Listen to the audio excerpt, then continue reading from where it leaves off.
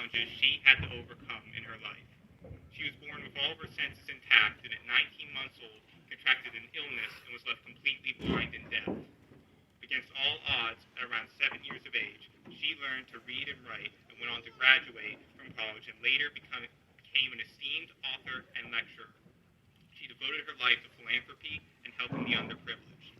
Her story is an example that life is inequitable, but you can refuse to be held down and become something great. I've been tasked with discussing reality. How we all see reality is subjective and is based around our perceptions. You may have heard the phrase, "my perception is my reality." This is largely applicable as we all move towards the next chapter in our lives. Today, graduation, tomorrow, whatever comes next. Now, Thomas has already discussed dreams and what they mean for us, so I won't dwell on them for too long.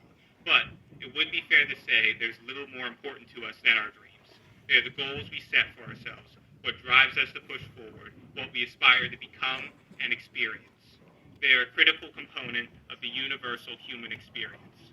We are driven by our desires, whether it be to help others, better ourselves, or achieve something. In the end, we pursue our dreams for the purpose of giving ourselves a feeling of fulfillment. Despite what many would view as impossible, Helen Keller was driven to push forward and find her purpose and has become an inspiration across generations. She certainly did not perceive her situation as a closed door, rather an opportunity to create a new way. Reality is not what others tell us it should be. It is not what others expect from us. Rather, it is what we create for ourselves. We make many plans in pursuit of our dreams, and we imagine them working out smoothly because it all makes sense on paper. In practice, however, things often do not go according to plan, as the unexpected is inevitable. Life is full of challenges, some of which you can overcome, but some you cannot.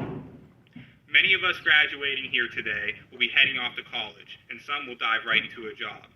Statistically, a good portion of us will likely not end up working in the field in which we intend. That does not mean you have failed. It means you found out that your path leads somewhere differently than you thought, and you made the decision to pivot. Embrace the uncertainty, as this world has shown us that uncertainty is the only true constant. I could give you the same tired advice you've heard 1,000 times about never giving up, staying determined, etc., but that is not really helpful. The reality is most things of value don't come without effort, and sometimes that means struggle. You shouldn't see a closed door as the end of your pursuit, rather an opportunity for discovery of a new path towards something greater or simply a pause on your current journey. Spend your time wisely on things that will advance you closer to fulfillment rather than dwelling on the unexpected.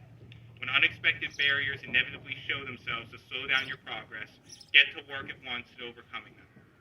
Understanding how to deal with the reality of life gives you the greatest chance of achieving what you see as success. Your mindset will be critical as you navigate life. I challenge you to view that closed door as an opportunity to choose another path, which could potentially carry you over the threshold toward fulfillment.